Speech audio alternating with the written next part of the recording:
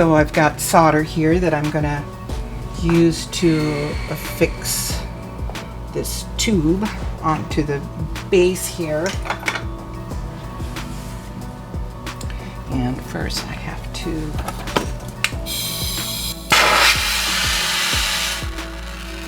okay, this liquid I just put on is called flux, and it helps to adhere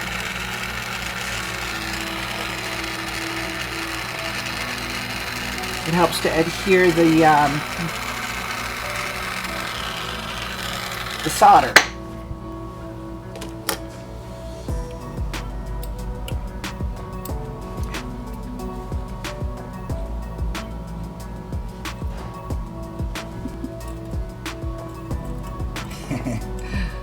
There we go. It's going to be a ring. It's kind of in the same idea as this guy. Inspired by brutalist architecture, and I don't want to do it literally like this is, you know, building done by this certain architect. I want those things to be my design.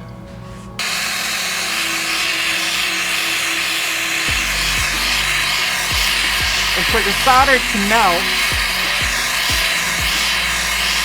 the metal has to be all heated. It's not like spot welding, just a certain area.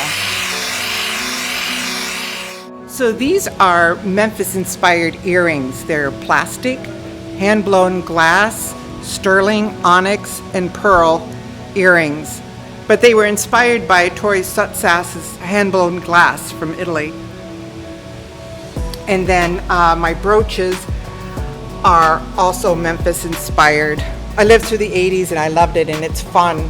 It's not so serious. I think we can't take ourselves so seriously. But I really enjoyed making these. And they're acrylic, brass, some silver. This one has sterling and a CZ. I didn't know when to stop with this one. And also hand-blown glass. And then ice cube earrings, because it's so bloody hot here. It's supposed to feel cool when you wear those. And then the bracelet comes apart. You can pack it flat to travel. And also the little furniture. Yeah, these are my little earrings called float. You have to make a little less expensive things to sell, so everybody can buy something. And then also my little Memphis-inspired stands I've made. This is the terrazzo. I made the stands as well.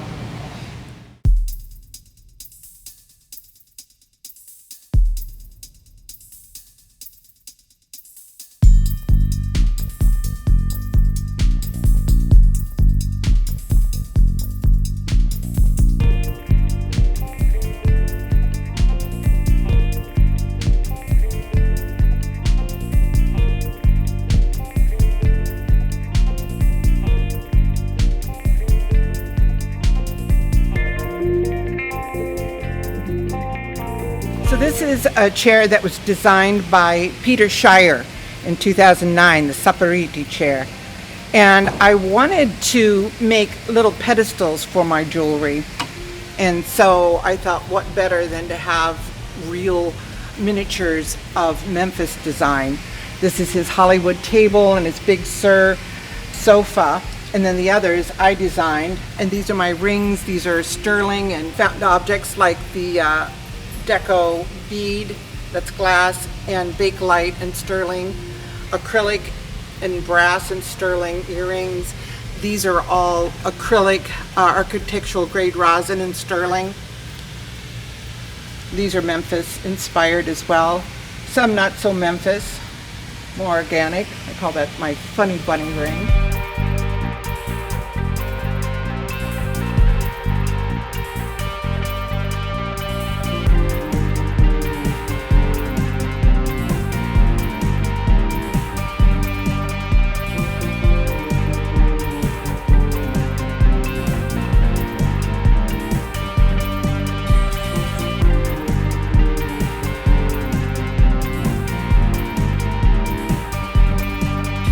Okay, so this ring is Memphis inspired.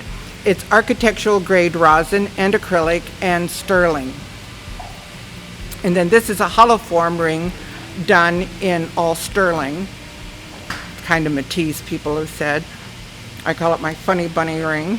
I love architecture, so this one is inspired by architecture. I'm not, no one specifically, but this is sterling, onyx, and brass. This is an Art Deco bead, that's onyx, and this is a South Sea pearl.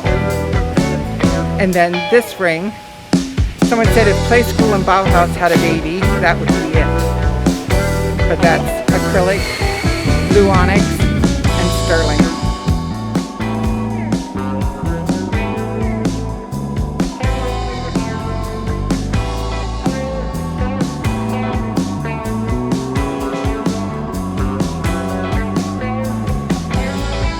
Sometimes I like to experiment, and this was kind of a success and failure at the same time because I have to use so many different solder steps.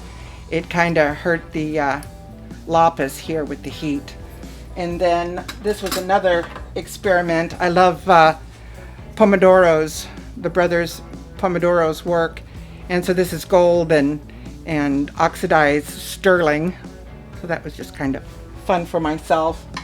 This ring is sterling and cement.